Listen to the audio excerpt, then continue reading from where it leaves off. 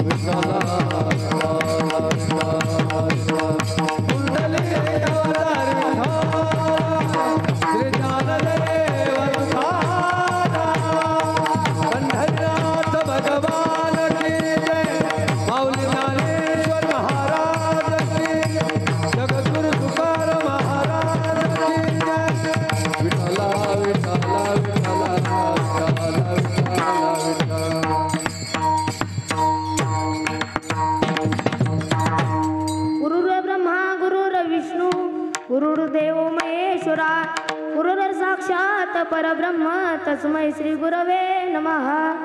महायोग पीठे तटे भीमरत्युं वर कुंडलिकाय दातुं मनिंद्र नागत्य चित्तंत मानंद कंदं परब्रह्मलिंगं भजे पांडुरंग करू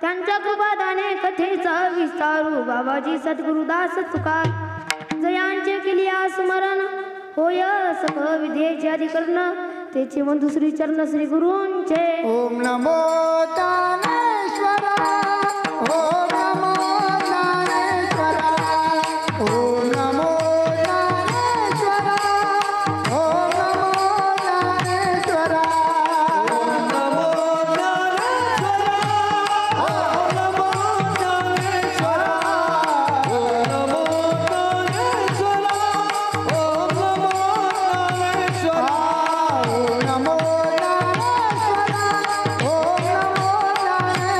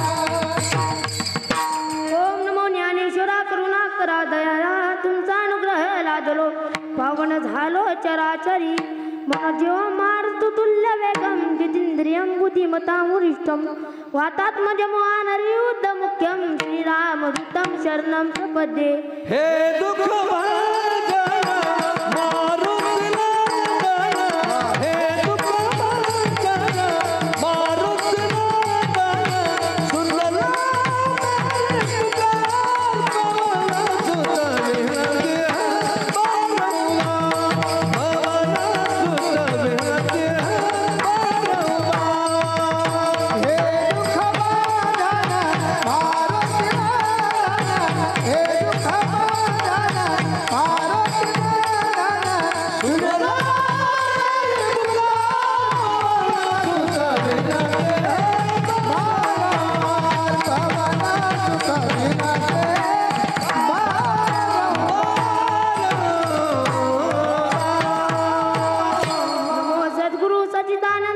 नमो सद्गुरु तुकया ज्ञान दीपा नमो सद्गुरु सच्चिदानंद रूपा नमो सद्गुरु भक्त कल्याण मूर्ती नमो सद्गुरु भास्करा पूर्ण कीर्ती सेवे लागी सेवक झालो तुमचा लागलो निज चरणा अहो स्वामी तुकया देवा यावरी न करावा वेरू विठ्ठल विठ्ठल विठ्ठल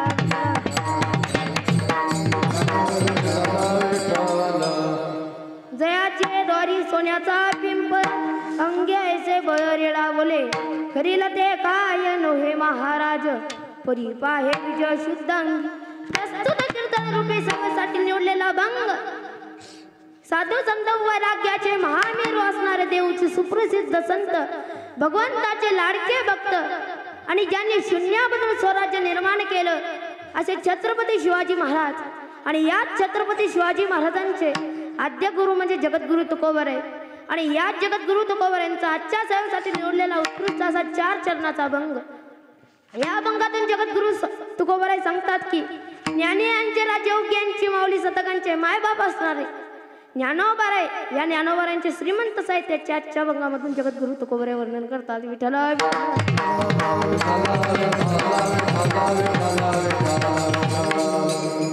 त्याचप्रमाणे अल्पसा परिहार द्यायचा तो म्हणजे असा की सालावताप्रमाणे चालू असलेला अखंड हरिनाम सप्ताह वर्ष 9 माझ्या वाट्याला आलेली ही पहिल्या दिवसाची कीर्तन रूपी सेवा हे माझं परम भाग्य समजतो आणि मला या नारदाच्या गादीवर उभे करणारे ज्यांना एकच नाही तर सर्व पदव्या शोभून दिसतात असे हरिभक्तपरायण गजाननजी बाबा खोरणे यांच्याही चरणी नतमस्तक होतो यांच्यासाठी एकदा जोरदार टाळ्या होऊन जाऊ दे बाबासाठी त्याचप्रमाणे आमचे गायनाला साथ करणारे भागवत बाबा असतील प्रदीप बाबा मधुमामा असतील यांच्याही चरणी नतमस्तक यांच्या सुद्धा साठी एकदा जोरदार टाळ्या होऊन जाऊ द्या आणि आमचे बाबा आम्हाला मृदंगाला साथ करणारे आमच्या बाबांचे चिरंजीव म्हणजे कृष्णा महाराज खोरणे यांच्याही चरणी नतमस्तक होतो यांच्यासाठी एकदा जोरदार टाळ्या होऊन जाऊ द्या हे आमची ज्ञानेश्वर महाराज वारकरी शिक्षण संस्था गोभणी यांच्या सुद्धा चरणी नतमस्तक आणि चोपदार बाबा यांच्याही चरणी नतमस्तक सृष्टीवाले यांच्याही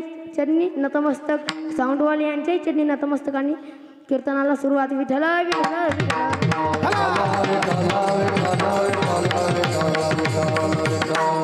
वर्मा हे 2 प्रकारचे असतात एक म्हणजे परमार्थ ऐश्वर्य आणि दुसरे म्हणजे लौकिक ऐश्वर्य एखाद्या विद्वानाचं वर्णन करायचं ठरवलं तर त्याच्यासाठी दुसरा विद्वान लागेल ज्याला विद्वानातलं काहीच कळत नाही त्याने जर विद्वानाचं वर्णन केलं तर त्याला ते कथा योग्य का अयोग्य अयोग्य त्याचप्रमाणे एखाद्या शेतीला काम करायला एखाद्या इंजिनियरला पाठवलं तर त्याला ते जमणार नाही त्याला त्याच्यासाठी काय करायला लागेल प्रॅक्टिस करावी लागेल जसं की दुधात पाणी घालून सुद्धा जमत नसतं त्याचप्रमाणे एखाद्या विद्वानाचे वर्णन करायचं ठरवलं तर त्याच्यासाठी दुसरा विद्वाना लागतो एका गावात एक कुंभार राहायचा महाराज कुंभार कळतो ना तुम्हाला मडके बनवणार कुंभार पण कुंभाराजवळ काय होता एक गाढव आणि एक कुत्रा होता महाराज तो गाढव काय करायचा कुंभाराच्या घरचं माती आणायचं काम करायचं आणि तो कुत्रा काय करायचा घर राखायचं काम करायचा पण महाराज असं चालू होतं पण एका दिवशी काय झालं रात्रीच्या वेळेला चोर आले आणि चोर आल्याच्या नंतर तो कुत्रा भुकलाच नाही महाराज पण तो कुत्रा कसा होता जाबू मोपल्याने नाही बरं मले नाही दाढी नाही बॉडी निश्चित अंगाची कार्य विठ्ठल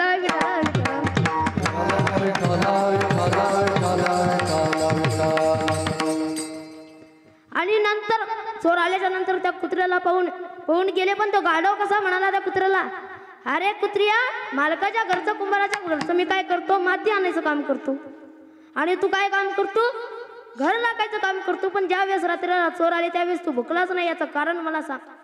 त्यावेळेस तो कुत्रा म्हणाला, अरे गाढवा, तुला हिरवागार चारा टाकते दररोज मालक, मला 8 दिवस झाले शिया भाकरी टाकणं चालू आहे म्हणून मी भुकलोच नाही. पण महाराज त्या गाढवाला वाटलं, हा नालायक गधा कुत्रा काही ऐकणार नाही. एखादा माणूस कसं किती जरी सांगा झाले ऐकत नाही, त्याचप्रमाणे ते कुत्रा सुद्धा ऐकत नव्हतं. आणि गाढवाला वाटलं, आता काय करू आपण, ज्या वेळेस चोरी येईल त्यावेळेस आपणच भुंकायचं महाराज.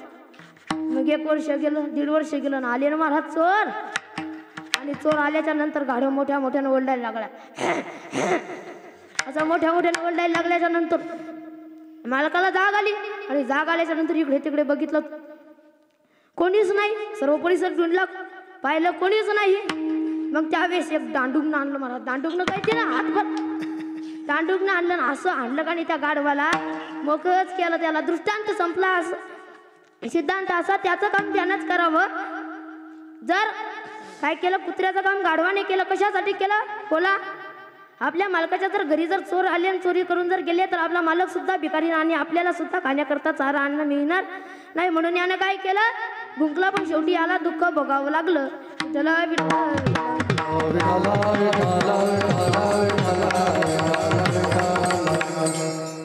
एखाद्या गरोदर स्त्रीला जो त्रास होतो, ज्या वेदना होता, तिथे तुम्ही आम्हाला नाही कळणार.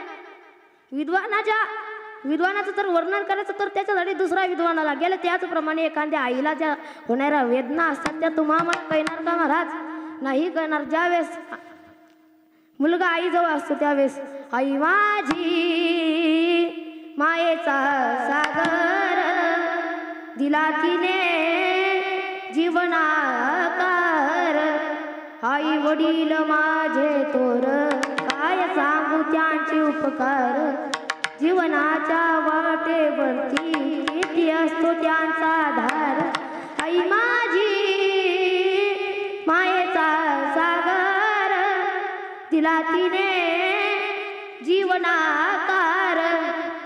ज्याला कान नाही त्याला कानाची किंमत विचारा, ज्याला डोळे नाही त्याला डोळ्याची किंमत विचारा, ज्याला हातपाय नाही त्याला हातपायाची किंमत विचारा, आणि ज्याला आई वडील नाही त्याला दुःख विचारा. विठ्ठल विठ्ठल विठ्ठल.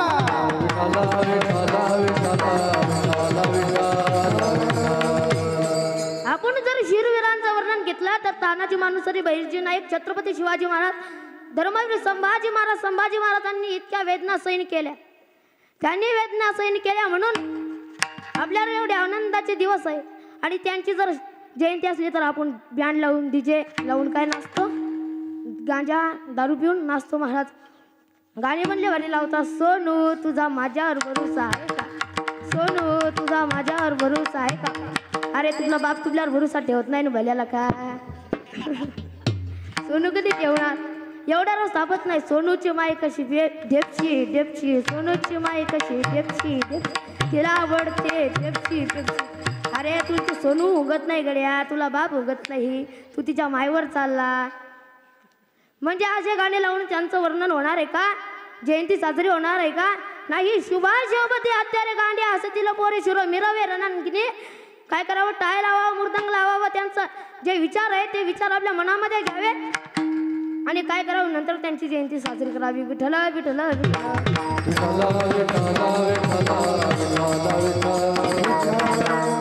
एखाद्या ज्ञानीपुरुषाचे वर्णन जर ज्ञानीपुरुषाने केले तर कथापे योग्य, परंतु एखाद्या पंडिताचे जर वर्णन म्हशीच्या जर प्राणनाथाने केले तर कथापे अयोग्य. जगद्गुरु तुकोबर आहे त्या रेड्याला म्हणू लागले, अरे रेड्या तू या पंडिताचं वर्णन करू शकत नाही. त्यावेळेस तो रेडा ऐकत नाही. जगद्गुरु तुकोबर आहे म्हणतो, मी खरं सांगेल, तुम्हाला राग आला तरी चालेल. तुका म्हणे सत्य सांगे होती रागे तिथे.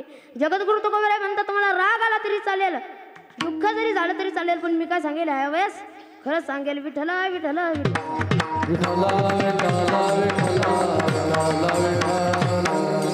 पण काही लोकांचा भास तो म्हणजे असा, जगद्गुरु तुकोबराया आणि महाराज काय सांगतात, कीर्तनकार आणि जगद्गुरु तुकोबराय सुद्धा काय सांगतात की एखाद्या विद्वानाचं ज्ञानीपुरुषाचं वर्णन तुम्हाला जमणार नाही. मग लोक म्हणतील का हो आम्हाला यांचं वर्णन का जमणार नाही. डायरेक्टच जमणार नाही का. जगद्गुरु तुकोबरे म्हणतात जमेल पण काय करावं लागेल. तुका म्हणे अंगे व्हावे ते आपण तरी तमय माना येईल कालो, तरी तमय माना येईल कालो. तरीचा महिमान येईल कालो, तरीचा महिमान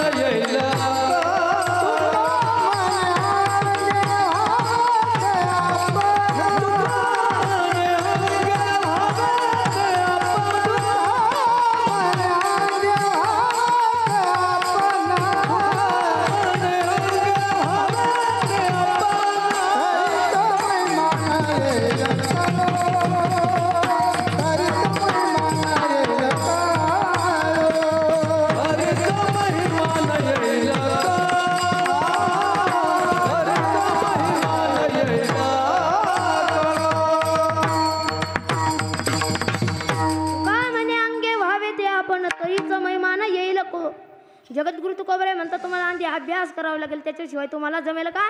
नाही जमणार. पण काही लोक आम्हाला म्हणू लागले का जगद्गुरु तुकोबरे, जगद्गुरु तुकोबरे जेवढा अधिकार ज्ञानोबऱ्यांचा आहे तेवढा अधिकार तुमचा आहे का. जेवढी शक्ती ज्ञानोबऱ्यांमध्ये आहे तेवढी शक्ती जगद्गुरु तुकोबऱ्यांमध्ये आहे का. जेवढी अधिकार जेवढे सामर्थ्यवान ज्ञानोबर आहे तेवढे अधिकार शक्ती संपन्न जगद्गुरु तुकोबर आहे का. रामेश्वर भट्टांनी वर्णन केलेलं आहे जगद्गुरु तुकोबरांच्या आरतीमध्ये. तुकिता तुलनेसी ब्रह्मा तुकासे मनोज रामेश्वर गंगे मस्तक ठेवे आरती तुकारामा स्वामी सद्गुरू सच्चिदानंद मूर्ती पायी राखावे नामा. आरती तुकारामा स्वामी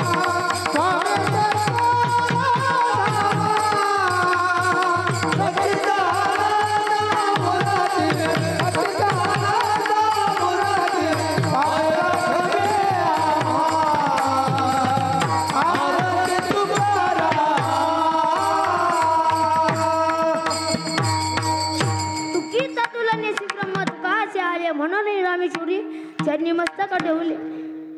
ज्ञानोबरांना किती लोकांनी त्रास दिला, किती लोकांनी झेल, हे चरित्र भाग ज्ञात आहे सर्वांना. आपण दरवर्षी ज्ञानोबरांच्या संजीवन समाधी सोहळ्यामधून बघतो. ज्ञानोबरांनी आधी करून सर्व संतांनी एवढा त्रास सहन केला, म्हणून तुमच्या आमच्यावर एवढे आनंदाचे दिवस आहे.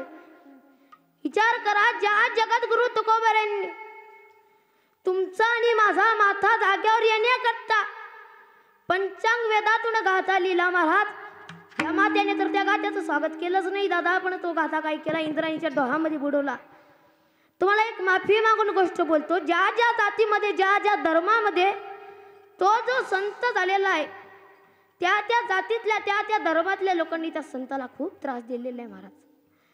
ज्ञानोबराय जर इंद्राणीच्या स्थिरावर स्नान करण्यासाठी गेले तर विसोबा शास्त्री यायचे आणि लेकरांना सांगायचे काय संन्यासाचा पोरगा याला हाना, चिखलात बुडवा. लेकरांनी हाणावं महाराज. सत्ता होती विसोबा शास्त्रींच्या आळंदीवर. हाणावं आणि घराकडे काढून द्यावं. ज्ञानोबरांनी लढत लढत घराकडे जावं आणि नंतर रुक्मिणी साहेबांनी स्वयंपाक करता करता उठून यावं. अरे ज्ञाना काय झालंच ज्ञाना. अगं आई, इंद्राणीच्या स्थिरावर स्नान करण्यासाठी गेलो तर विसोबा शास्त्रीने लेकरांना सांगितलं की याला मारा, हे संन्यासाचा पोरगा आहे. इतका त्रास सहन केला. इंद्रायणी मातेचं जर स्नान केलं तर 7 जन्माचा बाप नाहीसं होतं. तर त्याच ज्ञानोबरांचं जर दर्शन घेतलं तर हजारो जन्माचं पाप नाहीसं होतं. तर त्याच ज्ञानोबरांनी जर इंद्राणीचं जर स्नान केलं तर लोक म्हणायचे ज्ञाने रे इंद्राणीचं स्नान नको करू, इंद्राणी बाट्याला सोपा एका दादा आहे. नाही, किती सुद्धा गरीब मनुष्य असू द्या, तो जर आळंदीला गेला तर एक दिवस सुद्धा उपाशी राहणार नाही. ही शक्ती माझ्या माऊलींची. तुमच्या डोक्यामध्ये किती गणगण असू द्या, किती सुद्धा त्रास असू द्या, तुम्ही जर माऊलींच्या मंदिरामध्ये जर 5 मिनिटं ध्यानस्थ बसले तर तुमचं सर्व दुःख सर्व त्रास निवारण होईल. ही शक्ती माझ्या ज्ञानोबरांची. तुम्ही जर बाह्य दृष्टीने पाहाल तर तुम्हाला ते मंदिर दिसेल ज्ञानोबरांचं, पण तुम्ही जर तुमच्या आणि माझ्या दृष्टीने पासाल तर ती ज्ञानोबा यांची तुमच्या आमच्यासाठी महाराज कोसच आहे. विठ्ठल विठ्ठल विठ्ठल.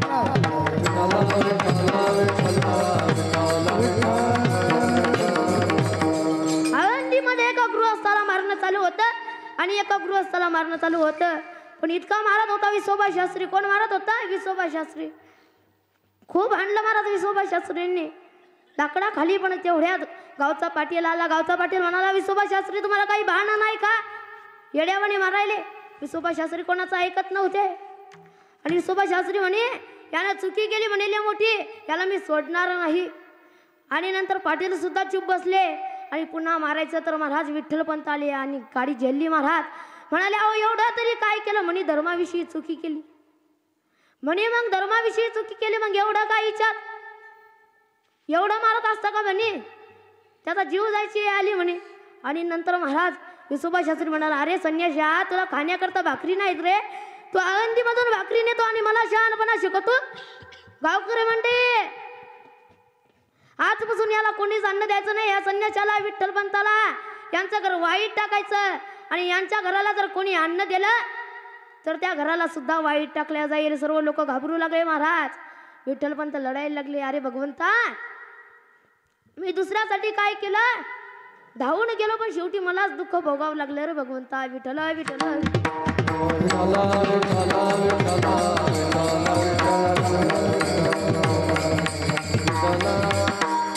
आणि विठ्ठलपंत महाराज सिद्धबेटात आले. कुटीत बसले. आणि नंतर ज्ञानोबा राय, निवृत्तीनाथ, सोपान काका आणि मुक्ताबाई सिद्धबेटात खेळत होते आणि पळत आले. आओ बाबा, आओ बाबा, माधवगिरी दिली कोणी? मला भूक लागली. मुक्ताबाई म्हणाली. विठ्ठलपंत म्हणाले, अगं मुक्ते, आज आपल्याला वाईट टाकलं लोकांनी. आजपासून आपल्याला कोणीच अन्न देणार नाही. बाबा काय बोलतास तुम्ही? हो ग मुक्ते, आजपासून आपल्याला कोणीच अन्न देणार नाही. ज्ञानोबा म्हणतो, बाबा असं काय? अरे म्हणे एका गृहस्थाची काय करायला गेलो मी? मदत करायला गेलो. पण विसोबा शास्त्रीने मला वाईट टाकलं आणि आजपासून आपल्या घराला कोणीच बोलणार नाही. आपल्या घराला कोणी अन्न सुद्धा देणार नाही, भिक्षा सुद्धा देणार नाही. आणि जे घर अन्न किंवा भिक्षा देईल त्या घराला सुद्धा वाईट टाकण्याची काय दिली? वचन दिलं विसोबा शास्त्रीने. आता काय करायचं? दुसऱ्या दिवशी डबल महाराज विठ्ठलपंत भिक्षा मागण्यासाठी आळंदीत गेले. आणि नंतर निवृत्तीनाथांनी चौघा बहीण भावंडांना घेतलं. तिघा बहीण भावंडांना आणि कुठे गेले? सिद्धबेटात गेले. आणि सिद्धबेटात गेल्याच्या नंतर चिपळ्याचा ढाव चालू झाला महाराज. पण चिपळ्याचा ढाव चालू झाल्याच्या नंतर काय झालं? तिथं 2-4 लेकरं ढाव घेण्यासाठी आले. तेवढ्यात विसोबा शास्त्रीने एका महिंदराला पाठवलं की, महिंदरा तू काय जा सिद्धबेटात जा आणि ते जे लेकरं खेळू लागतात का नाही त्यांना खेळ. त्यांना म्हणावं यांना वाईट टाकलं, यांना आजपासून कोणी बोलू नका. गेले तर महाराज तो जो महिंदार होता तो गेला आणि सांगितलं की काय करा, अरे पोरांनो या लेकरांसंगे खेळू नका, हे संन्यासाची कार्त्या आहेत, बेमान आहेत, यांना कोणी बोलू सुद्धा नका. यांना वाईट टाकलं. वाईट टाकलं म्हणजे काय हो काका? अरे नालायका, तुला कळत नाही का? म्हणजे काका त्या लहान या बाळालाच मारलं महाराज त्या विसोबा शास्त्रीच्या मैदानाने. ते लेकरं घराकडे पळून गेले आणि नंतर मुक्ताबाईला खाली पाडला आणि तो मैदान पळून गेला महाराज. मुक्ताबाई लढायला लागली आणि निवृत्तीनाथांनी समजत घातली. आणि समजत घातल्याच्या नंतर पुन्हा चिपळ्याचा ढाव चालू झाला. पण मुक्ताबाईने अशी चिप घेतली ना, अशी चिपोर चिप हाणली ना. बरोबर एक चिप कुठे गेली? पाण्यात गेली. मुक्ताबाई हट्टी होती आणि पाण्यात चिप गेल्याच्या नंतर निवृत्तीनाथ म्हणता, अगं मुक्ती मी काय जातो इकडे तिकडे परिसर झिंतो आणि तुला चिप आणून देतो. मुक्ताबाई हट्टी होती. मुक्ताबाई म्हणे, दादा निवृत्ती दादा मला तीच चिप लागते. मग आता निवृत्तीनाथ ज्ञानोबाऱ्यांना म्हणाले, अरे ज्ञाना काय कर आता? ही मुक्ताबाई हट्टी आहे, हिचा हट्ट पुरावाच लागतो. गेले महाराज कोण? ज्ञानोबाराय इंद्रायणीच्या तीरात उतरले आणि चिप घेतली आणि घरी आले महाराज. मुक्ताबाई जवळ चिप दिली आणि आता पुन्हा जेवण करण्यासाठी कुठे गेले? कुटीत गेले. आणि कुटीत गेल्याच्या नंतर बघतात तर विठ्ठलपंत निराश झालेले, पुन्हा सुद्धा कोणी भिक्षा दिली नाही. आता काय करायचं? विठ्ठलपंत लढायला लागले. आणि पुन्हा काय झाले? तिसऱ्या दिवशी भिक्षा मागण्यासाठी गेले. एका कुंभाराच्या दारी चक्कर येऊन विठ्ठलपंत पडले महाराज. भुकेले विठ्ठलपंत काय झाले? चक्कर येऊन पडले. आणि चक्कर येऊन पडल्याच्या नंतर त्या कुंभाराला दया आली महाराज. म्हातारा कुंभार होता. त्याने काय केलं? पाणी घेतलं आणि त्याच्या तोंडावर मारलं विठ्ठलपंतांच्या आणि उठवलं. विठ्ठलपंत काय झालंच तुम्हाला? अहो चक्कर येऊन पडलो, कारण की अन्न नाही. विसोबा शास्त्रीने सांगितलं की यांना वाईट टाकायचं, कोणी अन्न देत नाही. कुंभाराने महाराज अन्न दिलं आणि विठ्ठलपंत घरी गेले. अन्न शिजवलं, खाल्लं, पण आता डबल दुसऱ्या दिवशी तसंच कोणीच अन्न देईना. मग त्यावेळेस कुंभाराची पत्नी म्हणली, अहो काय करा पतिदेव, हे अन्न घ्या आणि विठ्ठलपंताच्या घरी नेऊन द्या. त्यावेळेस तो कुंभार म्हणाला, अगं तुला काही माहिती आहे का, विठ्ठलपंतांनी ज्या घरून अन्न घेतलं पुन्हा ते 7 दिवस त्या घरून अन्न घेतच नाही. मग आता काय करायचं, काय करायचं? मग आता काय झालं महाराज, त्या कुंभाराची पत्नी लढायला लागली महाराज. आणि असेच दिवस निघून चालले होते.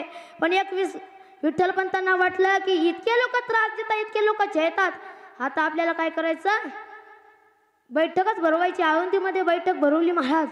आणि विठ्ठलपंतांनी प्रश्न मांडला की ज्या वेळेस आम्ही भिक्षा मागण्यासाठी आळंदीत गेलो असता लोक आम्हाला बोलत नाहीत, काहीच करत नाही, आमच्या संघ वागत सुद्धा नाही चांगले. आम्ही भिक्षा मागण्यासाठी गेलो तर लोक आम्हाला बोलतात, काढून देतात, कोणी मारहाण करते.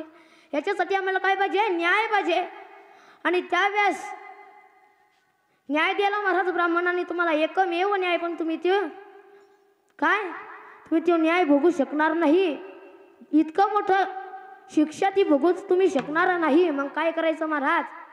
तर मग झालं काय, विठ्ठलपंत म्हणले तुम्ही सांगा फक्त, आम्ही तुमची जी इच्छा असेल ती दुःख भोगायला तयार आहोत. आणि सांगितलं महाराज तुम्हाला एकमेव शिक्षा. म्हणाले काय, ध्यान प्रायचित्त. विठ्ठलपंताच्या पायाच्या खालची माती सरकली. आपली 5 वर्षाची जी मुकली, 7 वर्षाची निवृत्तीनाथ, 9 वर्षाची ज्ञानोबाराय आणि 11 वर्षाची निवृत्तीनाथ, आणि आपल्याला देहांत प्रायचित्त घ्यायचं. विठ्ठलपंत म्हणाली बरं. लढत लढत घरी गेले. आणि घरी गेल्याच्या नंतर रुक्मिणी आई साहेबांनी तांब्याभर पाणी दिलं, होई नाही केलं, आणि झोपडीत कुटीत जाऊन बसले. रुक्मिणी आई साहेबांनी ताट वाढलं. विठ्ठलपंत निराश झाले. रुक्मिणी आई साहेब म्हणल्या, काय मिळालं पती, न्याय काय मिळाला धर्मसभेत? अगं तुला सांगावं तरी काय, माझ्या तरी पायाच्या खालची माती सरकली, तुझं काय होईल सांगा तरी, काय कधी ना कधी सांगावंच लागणार. आणि नंतर विठ्ठलपंत लढायला लागले आणि सांगितलं, अगं रुक्मिणी एकमेव शिक्षा. म्हणाली काय, ध्यान प्रायचित्त. ढसाढसाडायला लढायला लागले महाराज रुक्मिणी आई साहेब. बोलताच काय तुम्ही, ध्यान प्रायचित्त ही का साधी गोष्ट झाली का, आपल्याला लेकरांना सोडून जायचं? विठ्ठलपंत म्हणाले आता काय करतो मी, ध्यान प्रायचित्त घेतो. रुक्मिणी आई साहेब म्हणेल माझ्या पोटचे लेकरं आहेत, मी काय करतो, मी काय करते, ध्यान प्रायचित्त घेते. विठ्ठलपंत म्हणते मी ध्यान प्रायचित्त घेतो. असं चाललं. पण विठ्ठलपंताला वाटलं ही रुक्मिणी काही थांबणार नाही, लेकरांना ध्यान प्रायचित्ताशिवाय मग काय करायचं. विठ्ठलपंत म्हणाले आपण दोघं काय करू, ध्यान प्रायचित्त घेऊ. आणि आता ध्यान प्रायचित्त घ्यायचं महाराज. संध्याकाळची वेळ झाली. लक्षात घ्या प्रसंग. दुकानदाराकडे आणि सांगितलं, अहो दुकानदार काका, आज आम्हाला ध्यान प्रायचित्त घ्यायचं, आज आम्हाला ध्यान प्रायचित्त घ्यायचं. पण आमची जी लहान लहान मुलं आहेत त्यांना पुन्हा कोणी जवळ घेणार नाही, त्याला कोणी गोड अन्न खाऊ घालणार नाही. हो, शेवटचं तरी एकदा आम्हाला त्यांना गोडाधोडाचा स्वयंपाक करून खाऊ द्या. प्रसंग आठवा बरं मायबाप. आणि नंतर महाराज त्या दुकानदाराने काढून दिलं विठ्ठलपंतांना. आणि काढून दिल्याच्या नंतर काय झालं, विठ्ठलपंत दुसऱ्या दुकानावर गेले आणि म्हणाले, अहो दुकानदार काका काय द्या, आज आम्हाला ध्यान प्रायचित्त घ्यायचं, जरासा तरी किराणा द्या. आणि महाराज तो दुकानदार दयावान होता, त्याने किराणा दिला. आणि किराणा दिल्याच्या नंतर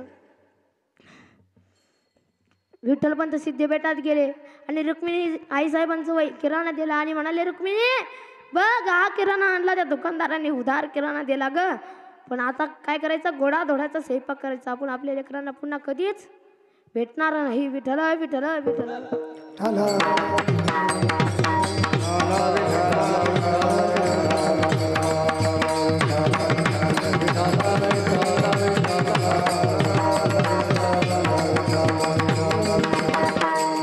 आणि नंतर रुक्मिणी आई साहेबांनी स्वयंपाक बनवायला घेतला महाराज. आणि स्वयंपाक बनवला पुरणाच्या पोळ्या, गोडाधोडाचा स्वयंपाक बनवला. रुक्मिणी आई साहेबांनी पहिला घास घेतला, निवृत्तीनाथाच्या मुखामध्ये घातला. दुसरा घास घेतला, ज्ञानोबारायांच्या मुखामध्ये घातला. तिसरा घास घेतला आणि निवृत्ती म्हणतो सोपाना काकाच्या मुखामध्ये घातला. आणि तिसरा घास घेतला आणि मुक्ताबाईच्या मुखात घालायचा. तर मुक्ताबाईने प्रश्न केला, आई अगं आई ग, इतक्या दिवस आपल्याला खाण्याकरता अन्न सुद्धा नव्हतं, आणि आता गोळाधोडाचा स्वयंपाक केला. कशासाठी केला? अरे बाळा काय झालं, आज सण आहे म्हणून केला. बरं ग आई, मुक्ताबाई लढायला लागली. माझ्या आई वडिलांनी इतके कष्ट केले आणि काय केलं, शेवटी गोळाधोडाचा स्वयंपाक केला. आणि मुक्ताबाईने घास खाल्ला महाराज आणि पोटभर जेवण केलं आणि लेकरं झोपी घातले. आणि आता 12ची वेळ झाली आणि आता देहांत प्रायचित्त घ्यायचं होतं विठ्ठलपंत आणि रुक्मिणी साहेबांना. आणि देहांत प्रायचित्त घ्यायला जायचं आता, पण रुक्मिणी आई साहेबांचा कंठ दाटून आला, विठ्ठलपंतांचा कंठ दाटून आला आणि सांगितलं की आता काय करायचं, आम्हाला देहांत प्रायचित्त घ्यायचं रे ना. झोपलेले होते, कटावून मिठी मारली महाराज आणि ढसा ढसा लढायला लागले. विठ्ठलपंतांनी पत्र घेतलं लिहिण्यासाठी, आणि पत्रात लिहिलं, अरे निवृत्ती तू थोरला आहेस, तू मोठा आहे, सर्व जबाबदारी आतापासून तुझ्यावर येणार आहे. आज आम्ही देहांत प्रायचित्त घेतो. काय घेतो? देहांत प्रायचित्त, सर्व जबाबदारी तुझ्यावर येणार आहे. निवृत्ती आता काय कर, तुझ्या मुक्ताबाईचा सांभाळ कर आणि तिघा बहीण भावंडांचा सुद्धा तू काय कर, सांभाळ कर. आणि पत्र घेतलं महाराज, उशाशी ठेवलं आणि आता चौकटीच्या बाहेर गेले विठ्ठलपंत आणि रुक्मिणी साहेब. पण आईचा जीव कधी लेकरांमध्ये एक सहजासहजी निघत नाही महाराज. रुक्मिणी साहेब महाराज पुन्हा पळत आल्या, प्रसंग लक्षात घ्या. आणि पुन्हा पळत आल्या आणि कटावून मिठी मारली ज्ञानोबारायांना, मुक्ताईला. अगं मुक्ताई, तुझा सांभाळ कोण करेल ग आता तुझी आई वडील तुला सोडून चालल्यात ग मुक्ताई. पुन्हा तुला कोणी जवळ घेणार नाही मुक्ताई. शेवटचं मला भेटणार ग मुक्ताई. आणि मग रुक्मिणी आई साहेबांनी पत्र घेतलं महाराज आणि पत्र लिहिलं, अगं मुक्ते ग, आज आम्ही देहांत प्रायचित्त घेतो मुक्ते. अगं मुक्ते, देहांत प्रायचित्त घेतो. अगं मुक्ते ग, तू खूप हट्टी आहेस ग मुक्ते. तुला कोणी सांभाळेल नाही, मला माहीत नाही, तू खूप हट्टी आहेस मुक्ते. तुझा कोणी हट्ट पुरवेल नाही मला हे माहीत नाही मुक्ते. पण तू कधी निवृत्ती दादा पुढे हट्ट करू नको बरं. निवृत्ती दादा कसा आहे, उलचा रागीट आहे, गंज मोठा आहे, पण तू रागीट आहे. ज्ञानोबरायांकडे काही जर तुझी इच्छा असेल तर ज्ञानोबरायांकडे माग. आणि पत्र घेतलं महाराज, उशाशी ठेवलं. पत्र लिहायला घेतलं. रुक्मिणी साहेबांनी पत्र लिहिलं ज्ञानोबरायांना. अरे ज्ञाना तू मधवा आहेस ज्ञाना. अरे ज्ञाना, माझी 5 वर्षाची मुक्ताई आणि 7 वर्षाची सपन काका आणि 11 वर्षाची निवृत्तीनाथ. अरे आता काय करतो ज्ञाना, आम्ही देहांत प्रायचित्त घेतो ज्ञाना. आम्ही तुला पुन्हा कधीच भेटणार नाही ज्ञाना. आम्ही आता तुला सोडून जातो ज्ञाना. पण माझा निवृत्ती कसा आहे रे ज्ञाना, रागीट आहे माझा मुक्ताई. कोण? निवृत्ती दादा. आणि मुक्ताबाई कशी आहे, खूप हट्टी आहे, तिचा हट्ट तू पुरवू शकणार नाही. अरे ज्ञाना दादा, तू कसा आहे ज्ञाना, समजूतदार आहे ज्ञाना, तू हट्ट पुरवू शकशील. आणि तू काय कर, त्या मुक्ताबाईचा हट्ट पुरव. आणि हट्ट पुरव म्हटल्याच्या नंतर ते पत्र घेतलं आणि उशाशी ठेवलं आणि देहांत प्रायचित्त घेण्यासाठी गेले. विठ्ठल विठ्ठल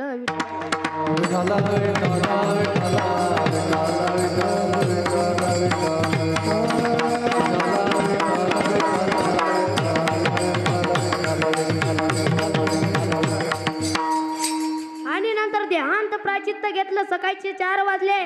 चौघाबेन भावंडांना जाग आली आणि निवृत्तीनाथ उठून पाहता पत्र दिसलं त्यांना. बांधल्या पेढीचा सुटलाचे हाला, बांधल्या पेढीचा सुटलाचे हाला,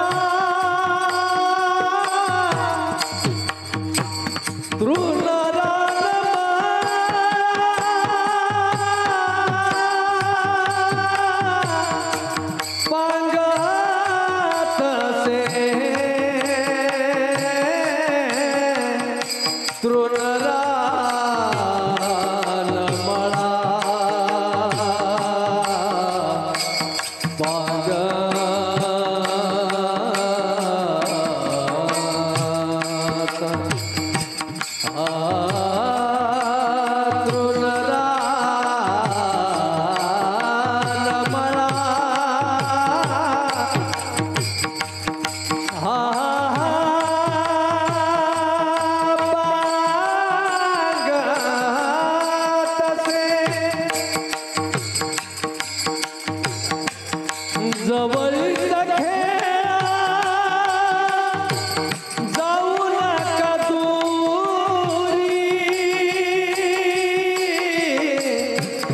जवळीच खेळा जाऊ नका दूरी सांभाळ मुरारी प्राण माझा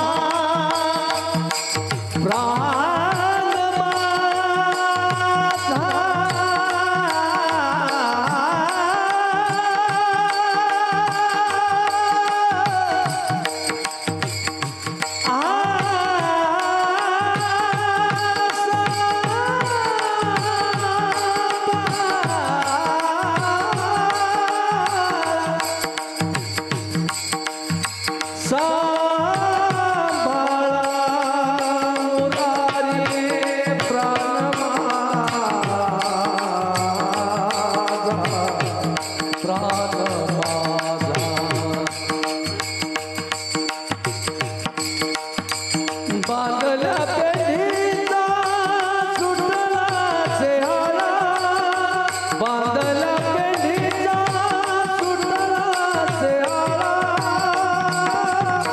रलतल मला मागतासे रुनर मला मागतासे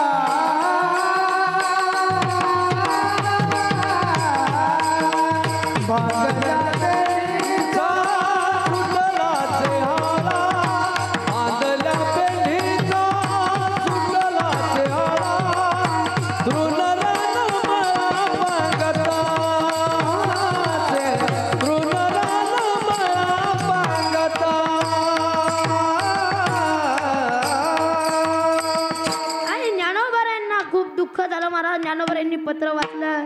अरे ज्ञाना, अरे ज्ञाना, अरे ज्ञाना, पुन्हा मी तुला भेटेल का नाही भेटेल काही माहिती नाही ज्ञाना. पण काय करे ज्ञाना, माझा निवृत्ती कसा आहे, खूप रागीट आहे रे. तिचा मुक्ताबाई कशी आहे, हट्टी आहे. तिचा हट्ट तो पुरवू शकणार नाही. पण तू काय कर, तिचा हट्ट पुरव. आणि नंतर महाराज ज्ञानोबा यांनी कळलं की आज आपले आई वडील आपल्याला काय झाले, सोडून गेले महाराज. आणि असा कालावधी जात होता निघून.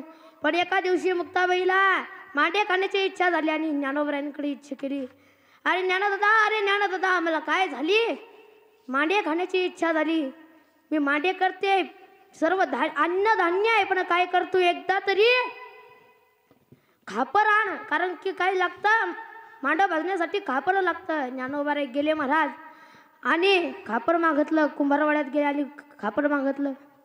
कुंभार काका, आमच्या आई वडील आम्हाला सोडून गेले, पण आमच्या 5-6 वर्षाच्या मुक्ताईला काय झालं, मांडे खाण्याची इच्छा झाली, म्हणून काय द्या, खापर द्या. तो कुंभार दयावान होता, त्याने खापर दिला. आणि विठ्ठल पण तू म्हणतो ज्ञानोबा रे खापर घेऊन कुठे चालले, आता सिद्धपेठात चालले. पण तुकडुक घोडा आला कोणाचा, विसोबा शास्त्रींचा. विसोबा शास्त्री म्हणाले, संन्यासाच्या कार्त्या काय करतो आंधीमध्ये. अहो काका, काय नाही, मुक्ताबाईला मांडे खाण्याची इच्छा झाली म्हणून खापर घेऊन जातोय मांड भाजण्यासाठी. तुला खापर किप्पर काय नाही. आणि धरला आणि काय टाकलं महाराज, गल्लीवर आपटलं. आणि आपटल्याच्या नंतर झोई काढली ज्ञानोबा यांची, माती तुम्ही सोवली आणि ज्ञानोबाला लढायला लागले. अहो काका, आम्ही तुम्हाला तर कधी काही मागितलं नाही आणि मागणार सुद्धा नाही, परंतु ज्या लोक आम्हाला देतात त्यांना सुद्धा तुम्ही देऊ देत नाही. लोक आम्हाला त्रास देत होते, म्हणून काय झालं, आमच्या आई वडिलांनी देहांत प्राचित्य घेतलं तरी सुद्धा लोक आम्हाला त्रासच देतात. आणि ज्ञानोबारांना खूप दुःख झालं. ज्ञानोबारे सिद्ध भेटात गेले आणि काय झालं तर टाटी लावून घेतली. योगी पावन मनाचा योगी योगी पावन मनाचा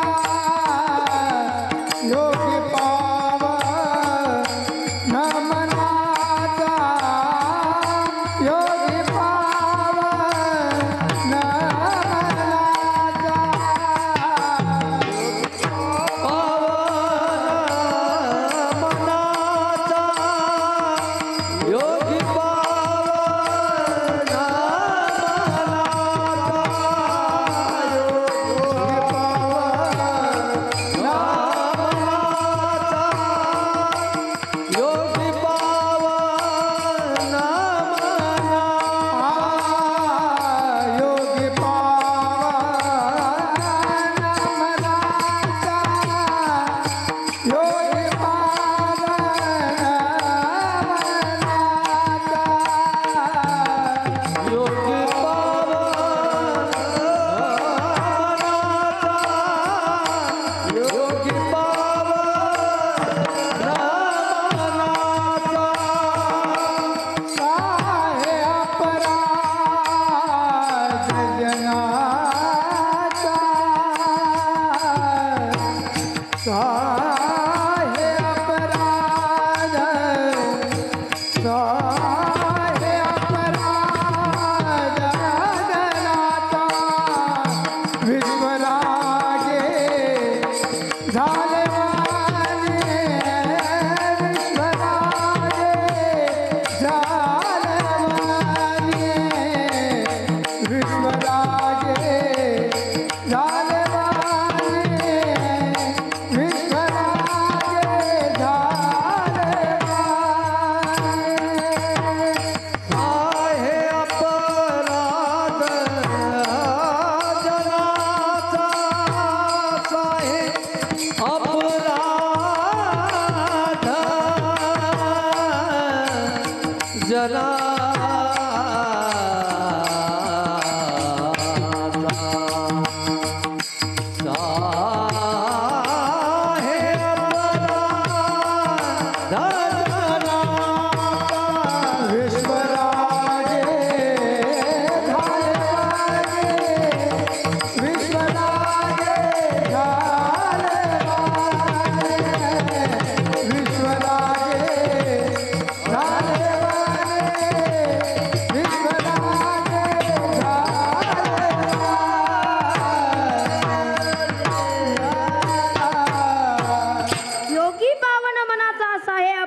जनाचा विश्वरागे झाले म्हणणे. अरे ज्ञानदादा तू योगी आहेस रे ज्ञानदादा. ज्ञानोबारांनी टाटी लावून घेतल्याच्या नंतर मुक्ताबाई समजूत काढायला लागली. अरे ज्ञानदादा तू योगी आहेस, तुला सर्व जग चालवायचा ज्ञानाचा राजा आहे तू ज्ञानदादा. आणि तू काय करतो टाटी लावून घेतोस असं तुला शोभत नाही ज्ञानदादा. अरे ज्ञानदादा दाताने जर जीभ चावली ज्ञानदादा तर 32 तोडून थोडीच काय पाडून टाकावी ज्ञानदादा. अरे ज्ञानदादा ज्या झाडाला फळ किंवा फूल आहे त्यालाच कोणी दगड मारतं. ज्या झाडाला फळ सुद्धा नाही आणि फुलं सुद्धा नाही त्याला कोणीच दगड आणत नाही रे ज्ञानदादा. अरे ज्ञानदादा आता तरी टाटी उघड. मिथ्या कल्पना मागे सारा टाटी उघडा ज्ञानेश्वरा. आणि नंतर महाराज खूप समजूत घातली आणि ज्ञानोबारांनी टाटी उघडली महाराज. आणि टाटी उघडल्याच्या नंतर मुक्ताईला मिठी मारली, चौकाबेन पाहुण्यांना मिठी मारली आणि ज्ञानोबारे म्हणले अगं मुक्ते ते विसोबा शास्त्रीने आपल्याला मडकं देऊ दिलं नाही ना तर आता काय कर माझ्या पाठीवर मांडे भाज. मुक्ताबाईने काय केलं म्हणायला लागली अरे ज्ञानदादा पाठीवर कुठं मांडे भाजतात का. ज्ञानोबाराय म्हणले अगं मुक्ती तू बघता करी.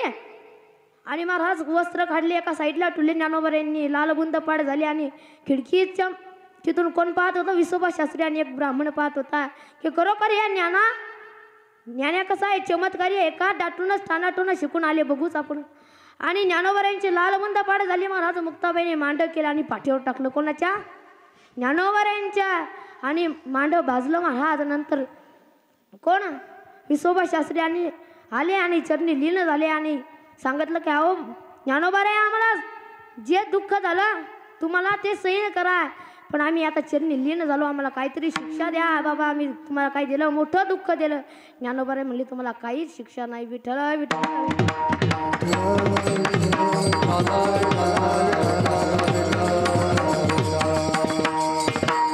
संत तोची जाना जगी दया क्षमा, ज्याच्या अंगी ज्ञानोबऱ्यांच्या अंगामध्ये काय होती? दया क्षमा होती. तोच काय घरा संत आहे. ज्ञानोबऱ्यांनी त्याला माफी दिली महाराज. आणि नंतर चरणी लीन झाले कोण? विसोबा शास्त्री. विठ्ठल विठ्ठल.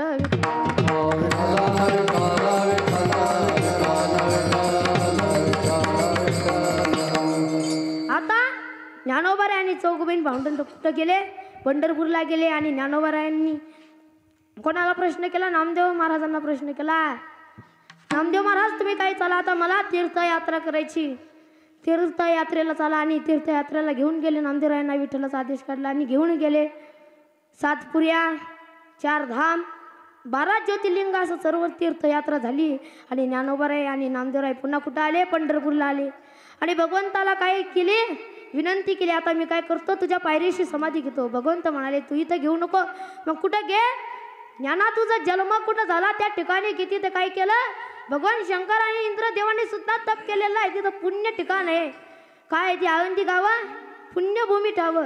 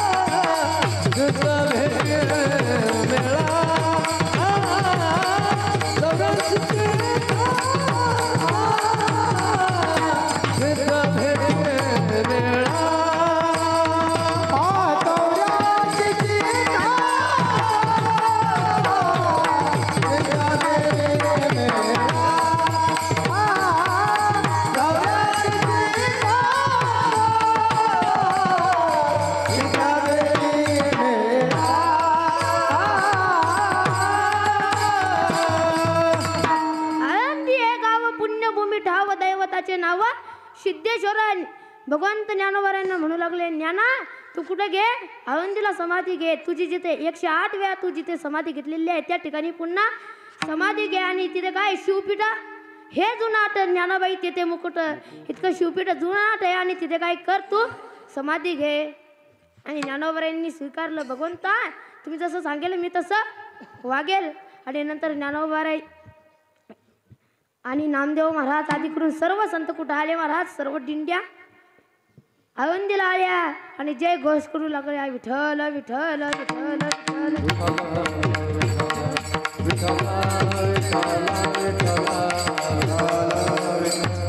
आणि नंतर आता ज्ञानोबारायांना समाधी घेण्याची वेळ झाली. रात्री नामदेवरायांचं कीर्तन झालं जागराचं आणि कीर्तन झाल्याच्या नंतर आधीकडून सर्व संत आलेले होते आणि सर्वांना दुःख होऊ लागलं महाराज, खेद वाटू लागला की जो महापुरुष संत इतक्या दिवस आपल्या संग राहिला वागला तो संत आपल्याला सोडून जाणार, आज कुठे काय करणार, समाधी घेणार. आणि नंतर निवृत्ती दादाने एक हात धरला महाराज, भगवंताने एक हात धरला आणि आता समाधी घेण्यासाठी चालवलं कुठं भुयारा.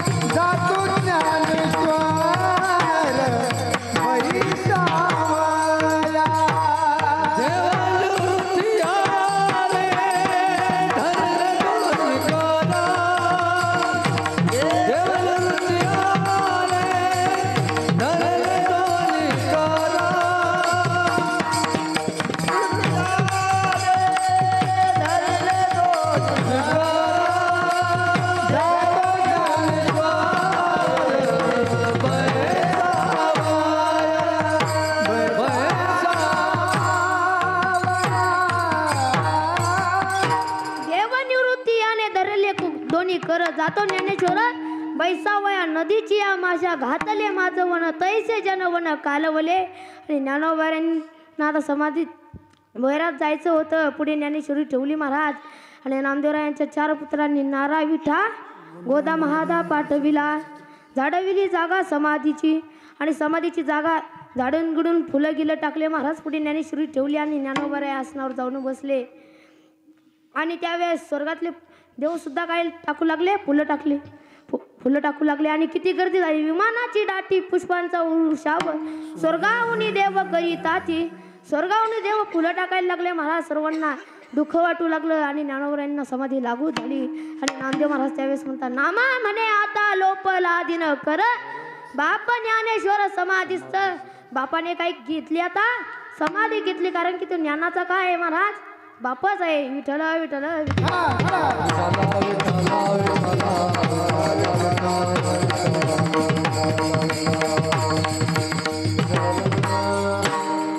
आणि काय घेतलं, ज्ञानोबाऱ्यांनी समाधी घेतली. आता आपण जरासं चरित्र जगद्गुरु तुकोबारायांचं पाहू. भाग्यरथीसाठी काय केलं महाराज, जगद्गुरु तुकोबाराय वैकुंठाहून कुठं आले मृत्यू लोकामध्ये आले आणि भागीरथीने सोपात उपाय आटम म्हणजे काय केलं शेवयाचा भात केला. पण भागीरथीला वाटलं शेवयाचा भातासंग जर जरसं दूध असलं तर आपल्या वडिलांचं जेवण काय होईल चांगलं होईल सुरळीत होईल. मग दोन चार घरी हिंडले महाराज कोणी भागीरथीने. पण भागीरथीला कोणीच दूध द्यायला नाही महाराज. भगवंताने काय काढलं जिवंत बैलाचं दूध काढलं भगवंताने. त्याची सत्ता आहे महाराज तो काही सुद्धा करू शकतो. आणि जगद्गुरु तुकोबारायांना कळालं की आपल्या भाग्यश्रीला कोणीच दूध दिलं नाही. जगद्गुरु तुकोबाराय महादेवाच्या मंदिरात गेले आणि नंदी होता महाराज महादेवाच्या मंदिरासमोर त्याचं दूध काढलं महाराजांनी दूध घेऊन घरी आले.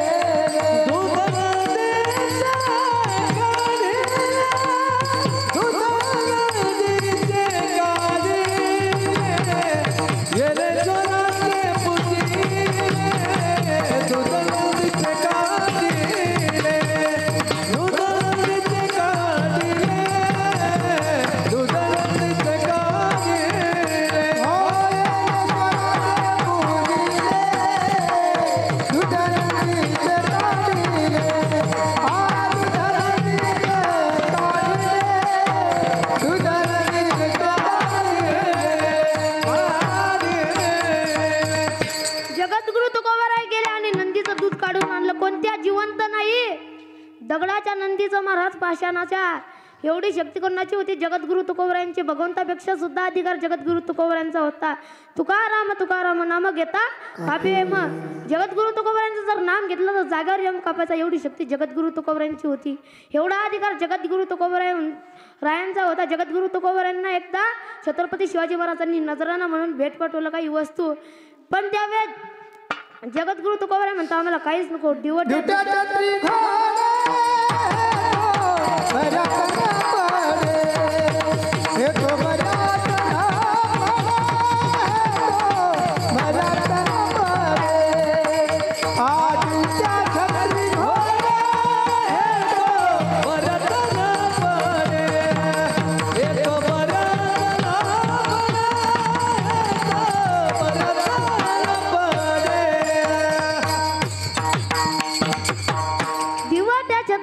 घोडे हे तो बऱ्याच नमुडे असे वैराग्य कोणाचे होते जगद्गुरु तुकोबारायांचे होते. जगद्गुरु तुकोबारायांच्या जर मनात आलं तर जगद्गुरु तुकोबाराय गरीबाच्या सुद्धा पाया पडत होते आणि श्रीमंताला सुद्धा करण्याचा होता जगद्गुरु तुकोबारायांचा होता.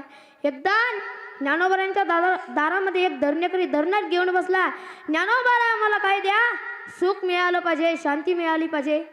मग ज्ञानोबाराय 2-4 दिवस झाल्याच्या नंतर त्याच्या स्वप्नात आले आणि त्याला दर्शन दिलं.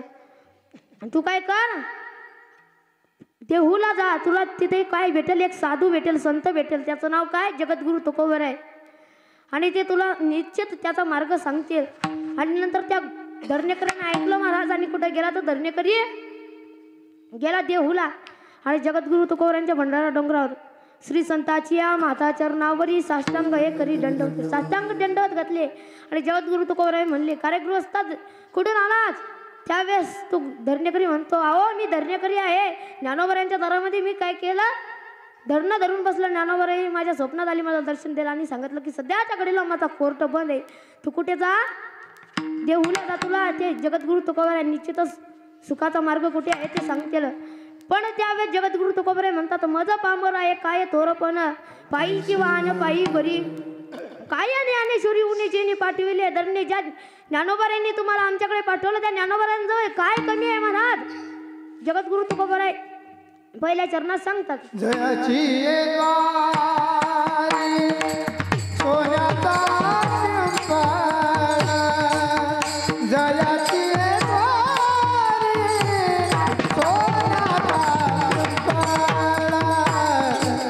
जयाची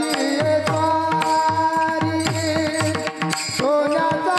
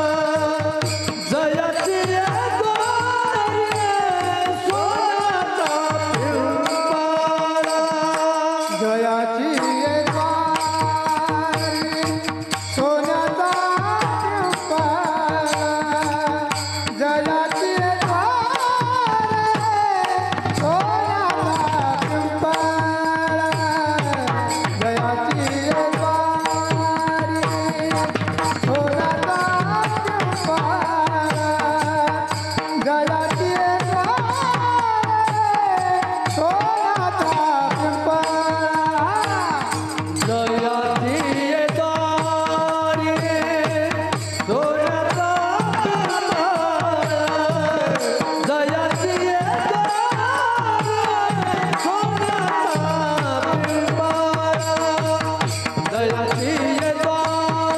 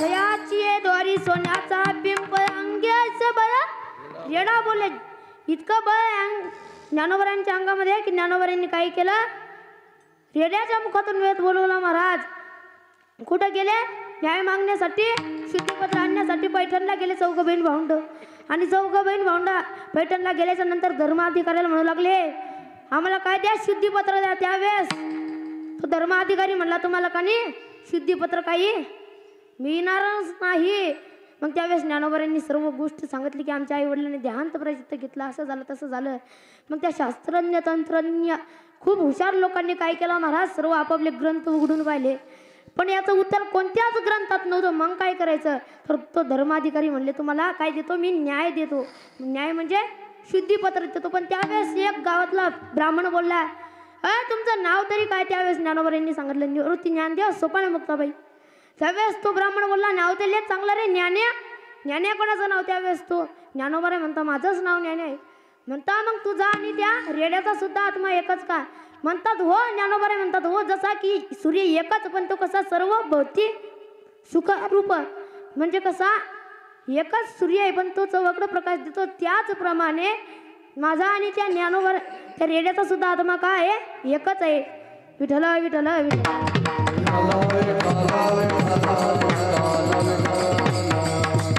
आणि नंतर महाराज त्यांना विश्वासच पटेना मग त्यांना वाटलं ह्या रेडा आहे का नाही हा याच्या अंगावर काय करू आसोड आणा मारू महाराज आसोड आणला आणि असं आणलं का नाही त्या कोणाला रेड्याला मारी तर आसोड म्हैसी याच्या पाठी तोची वळ उठी ज्ञानदेवा ज्ञानोबरायांच्या अंगावर काय उठलं वय उठले आणि त्यावेळेस मुक्ताबाई म्हणते अहो माझ्या ज्ञानोबरायांच्या अंगावर खूप वय उडलेले आहे लाल बुंद पाड झाली आता काय करा आता तरी रेड्याच्या अंगावर मारू नका बघा त्यावेळेस ब्राह्मण लोक म्हणू लागले अरे तुम्ही काय केलं बंगाली विद्या शिकून आले म्हणून तुमच्या अंगावर इतके वय आलेत मग त्यावेळेस एक ब्राह्मण बोला तुम्ही जर खरोखर ज्ञानी असेल ज्ञाने तू खूप ज्ञानाचा सागर असेल तर मग काय करतो एकदा तरी ह्या रेड्याच्या मुखातून वेद बोलून दाखव आणि नंतर ज्ञानोबरांनी हात ठेवला कथाच तू म्हणलं आणि तृग्न वेद बोलायला लागला महाराज वेद बोलणं झाले आणि त्यावेळेस सर्व ब्राह्मण अधिकारी लोक चरणी लीन झाले कोणाला ज्ञानोबरायांना एवढी शक्ती कोणाची आहे ज्ञानोबरायांची आहे आणि दारी काय महाराज सोन्याचा पिंप आहे जयाची आहे द्वारी सोन्याचा पिंप अंगे ऐसे बळा रेडा बोले दारी सोन्याचा पिंप आहे पण काही लोक जगद्गुरु तुकोबांना म्हणतात जगद्गुरु तुकोबा आहे तुम्ही वेडे झाले का आम्ही तर खूप वेळ आनंदीला जाऊन आलो पण ज्ञानोबरांच्या दारामध्ये तर आम्हाला सोन्याचा पिंप आहे कधीच दिसला नाही जगद्गुरु तुकोबा म्हणता अरे वेड्या सोन्याचा म्हणजे तो कशाचा आहे सुखाचा पिंप आहे रावणाजवळ एवढी सोन्याची लंका होती पण ती टिकली का महाराज नाही एक दिवस तिला आगच लागली महाराज पण ज्ञानोबरांचं तसं ते सोन्याचा पिंप नाही जशी की विष्णू जवळ कोण राहते लक्ष्मी माता राहते मग विष्णूचा अवतार म्हणजे कोण आहे ज्ञानोबा आहे मग आणि विष्णूचा अवतार कोण आहे जगद्गुरु तुकोबा आहे पण जगद्गुरु तुकोबांना ती लक्ष्मी माता जवळ आहे पण ज्ञानोबरायांच्या जवळ तरी का नाही तर तसं काहीच नाही. ज्ञानोबारांजवळ सुद्धा लक्ष्मी माता आहे. ती फक्त कशी गुप्त रूपाने येते. म्हणजे सोन्याचा जो पिंप आहे दारी कणकाचा तो साक्षात लक्ष्मी माता आहे महाराज. त्याच्यामध्ये विठ्ठल विठ्ठल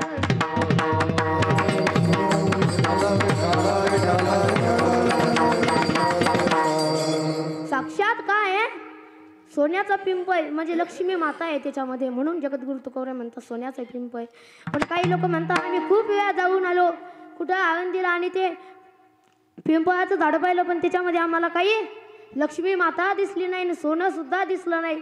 मग याचं कारण काय? जगद्गुरु तुकोबराय म्हणतात ते काय आहे सुख आहे. सोन्याचा पिंप आहे म्हणजे तिथं काय आहे सुख आहे. विठ्ठल विठ्ठल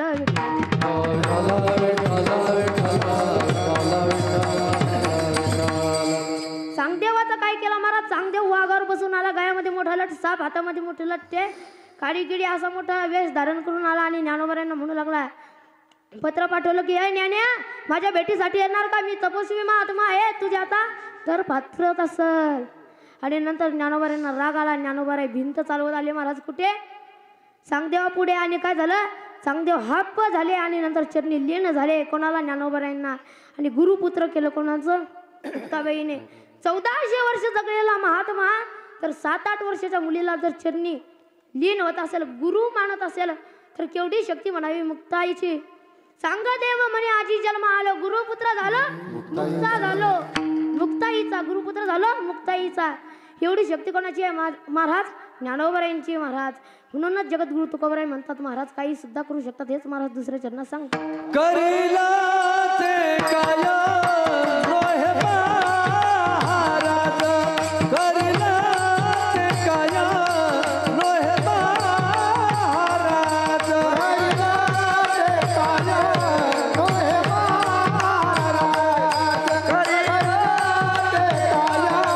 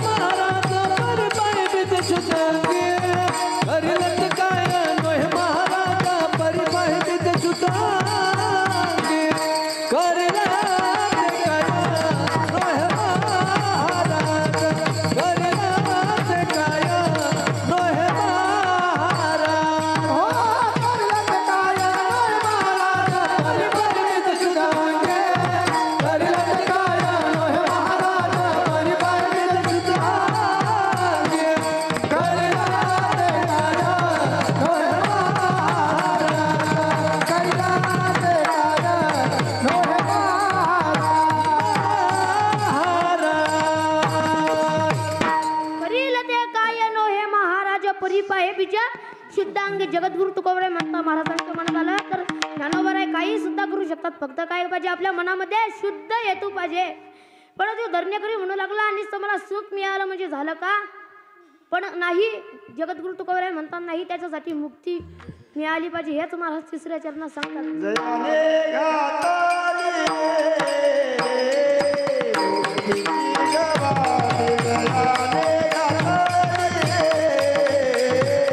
मुक्ती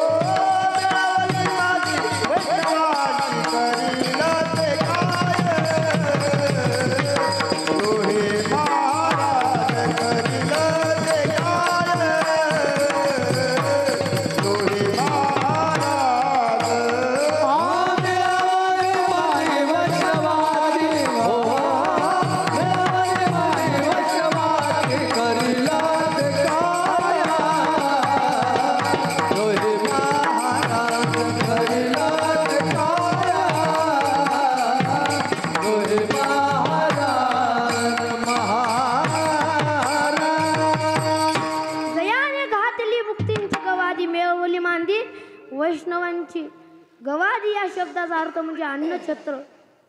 अन्नछत्र घालून दिलेले आहे ते म्हणजे एखादं म्हणाल आम्ही तर खूप लोकांना पंगत दिली मग आम्ही काय मुक्त झालो का? जगद्गुरु तुकोबाराय म्हणतात ज्ञानोबाराय तशा मुक्तीला म्हणत नाही तर काय करावं लागेल? काय घातलेली आहे तुम्हाला एक अन्नछत्राची म्हणजे असं तुम्ही अन्नदान केलं म्हणजे तुम्हाला मुक्ती मिळेल असं नाही.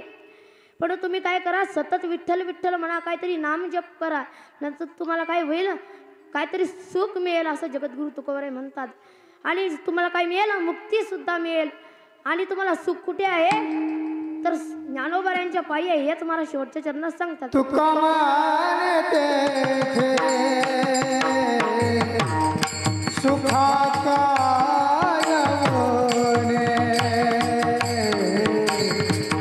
तुका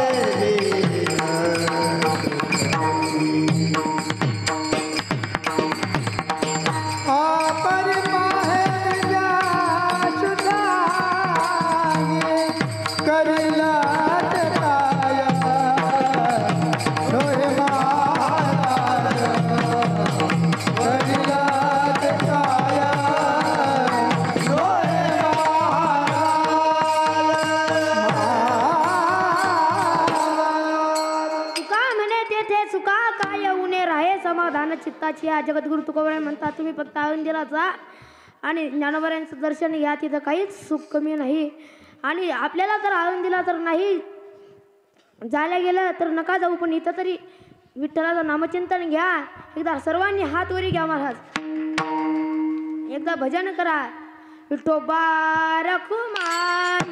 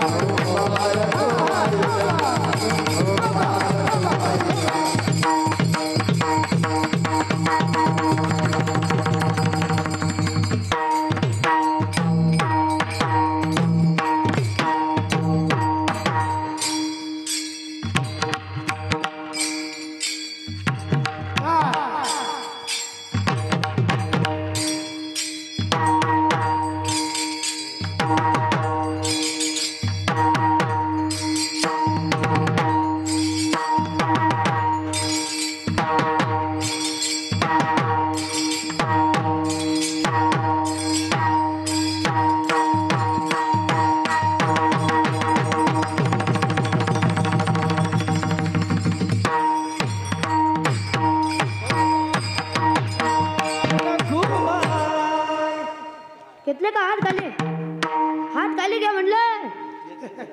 घेतले सांगायचे आले कस काय? बरं जाऊ द्या. पण झालेली सेवा माझे गुरुवर्य ज्यांनी मला या नारदाच्या कातीवर उभे केले असे हरिभक्तपरायण गजाननजी बाबा खोरणे यांच्याही चरणी सेवा समर्पित, आणि आमचे भागवत बाबा असतील, प्रदीप बाबा असतील, मधुमामा असतील यांच्याही चरणी सेवा समर्पित, आमचे बाबाजी चिरंजीव कृष्णदादा खोरणे यांच्याही चरणी सेवा समर्पित, तुमच्या सर्व गावकरी मंडळीच्या चरणी सेवा समर्पित. ज्यांनी माझी तारीख घेतली असे सर्व गावकरी मंडळीच्या सहकार्याने आणि पंचकमिटीतील सर्व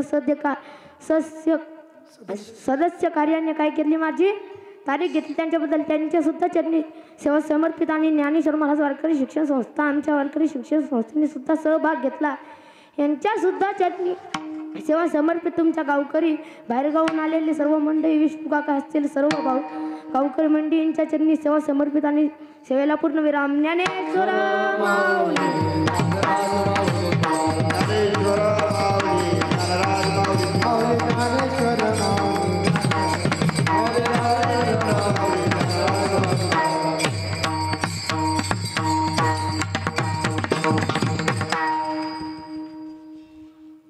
संत ज्ञानेश्वर माऊली संजीवन समाधी सोहळा वर्ष 9. या 9व्या वर्षाचा आजचा पहिला दिवस. आजच्या या पहिल्या दिवसाची कीर्तनरूपी सेवा आपल्याच गावातील विष्णू ज्ञानदेव निकम ISI यांचा मुलगा हरिभक्त परायण श्री विठ्ठल महाराज निकम यांची आज कीर्तनरूपी सेवा या ठिकाणी आपल्या सप्ताहामध्ये पार पडलेली आहे. तसेच या झालेली कीर्तनरूपी सेवेचं सौजन्य आज त्यांचं पुण्यतिथी आहे असे भगवान महादजी निकम यांच्या स्मरणार्थ श्री सतीश भगवान निकम यांच्याकडून या कीर्तनाचं सौजन्य प्राप्त झालेलं आहे. तसेच आजचं सकाळचं अल्पहाराचं योगदान श्री धोंडू वसंतराव शेळके, तसेच दुपारचं अन्नदानाचं योगदान श्री मदन तेजराव निकम व सायंकाळचं अन्नदानाचं योगदान श्री विठ्ठल भिकाजी निकम यांचं झालेलं आहे. तसेच या संजीवन समाधी सोहळ्याकरता आज आलेली आजीवन सभासदाची देणगी पुढील प्रमाणे